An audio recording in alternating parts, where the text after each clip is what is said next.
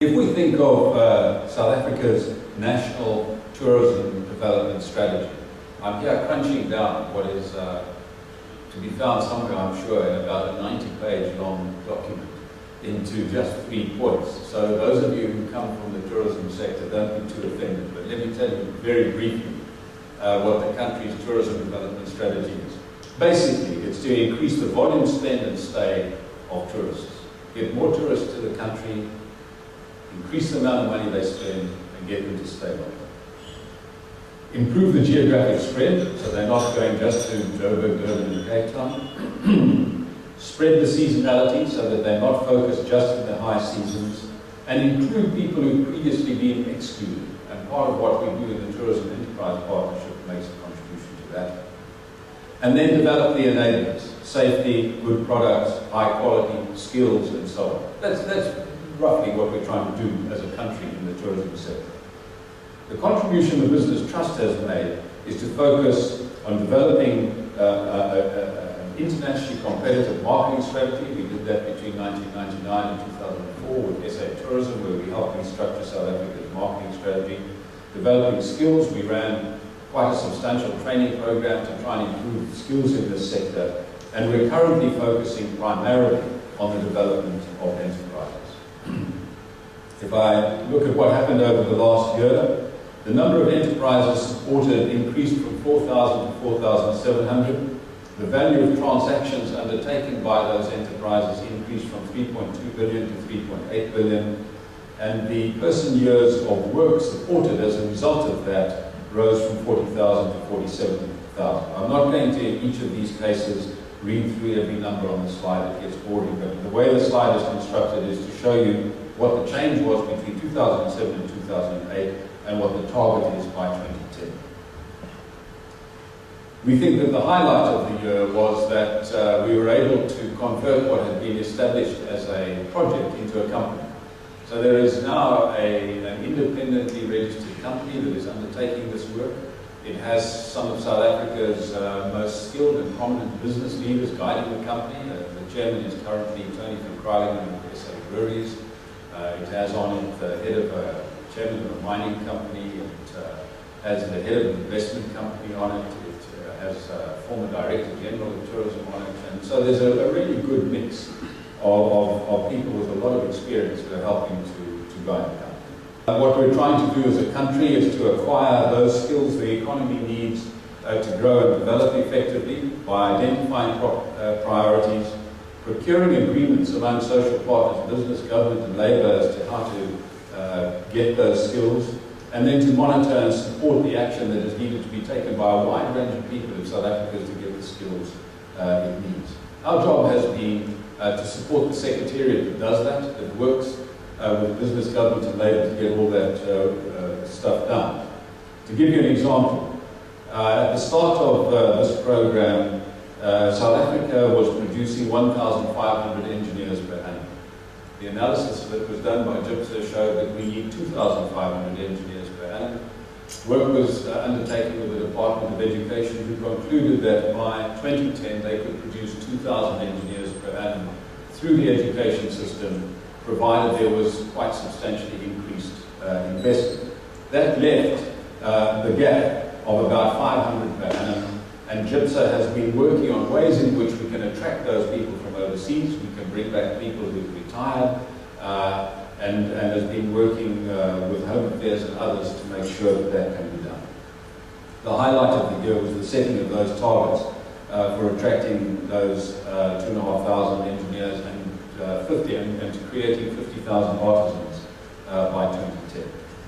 If I go on to the infrastructure work, essentially what South Africa is doing here is trying to accelerate public infrastructure through state-owned enterprises, the big ones in Transnet and Eskom, through national, provincial and local departments and via public-private partnerships.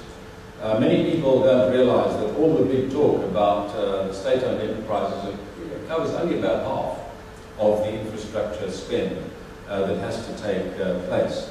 And that the other half is the rest, which is mainly provincial and local government, where the capacity, as I think many of you know, is weak. And that's the area on which we have concentrated to build capacity to deliver at those levels. What we've been doing is building that, improving stakeholder engagement and supporting strategy development. And the highlight of the year has been the launch of a project preparation fund, which will help municipalities prepare projects so that they can get them into the ground and effectively implemented. I'll come back and explain what that means in a minute. The third area, which focuses on combating poverty, covers the Expanded Public Works Support Program, EPWSP, and the Community Investment Program, CIP. If we say, what is the country trying to do on expanded public works? It's trying to increase the labour intensity of government programs. That's essentially what we're trying to do in the socio-economic environment and infrastructure sectors. And our task has been to provide strategic, operational and logistical support to the Expanded Public Works Unit in the National Department. We were asked to do this in 2004, following a meeting of the President's Big Business Working Group. And you might remember that in the elections at that time, public works was really a major plank in the election platform.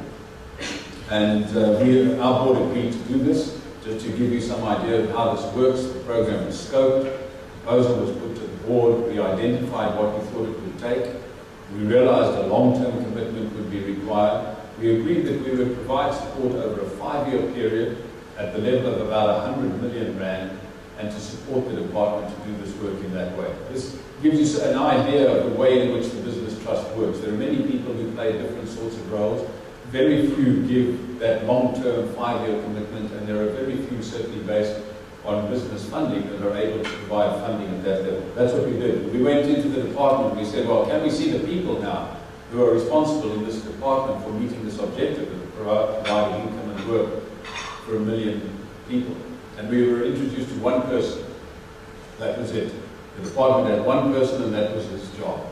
He was a very smart person. He had a lot of good experience. He was highly qualified, but he had an extraordinary job in his hands. And so we worked with him to work out how this could be done. We created a logical framework for the project, and we put quite quickly, within 3 months, we had 20 people in the field, highly skilled professionals who were beginning to work with provinces and municipalities and on the strategy development stuff. And so the process began, and we've worked with that department very effectively since then. The really good news about this is that having set the target of creating income and work for 1 million people, that target was achieved in 4 years rather than 5. Often when I listen to people make these sorts of presentations, I say to myself, well, these figures look all very impressive, but I wonder what they actually do. And I thought I might just dip for a moment into the work we've done on the Expanded Public Works Program to give you an idea what the Business Trust does. So if we look at the way the country is doing this, responsibility for public works is given to the Department of Public Works. They set up a unit, the EPWP unit. That unit is responsible for developing policy and strategy, and for working with national, provincial and local governments to get them to implement public works programs. People often don't realize that the Department of Public Works doesn't have the authority to actually implement the program. Only other line departments, provinces and municipalities can do that. So that's what they have to do. We set up a support program to provide strategic and logistical support on the one hand and operational support on the other. So what did that come down to? The program we set up, which as I was saying earlier had about 20 high-level professionals in it, worked with 6 municipalities and 2 provinces to secure 398,000 of the targeted 1 million work opportunities.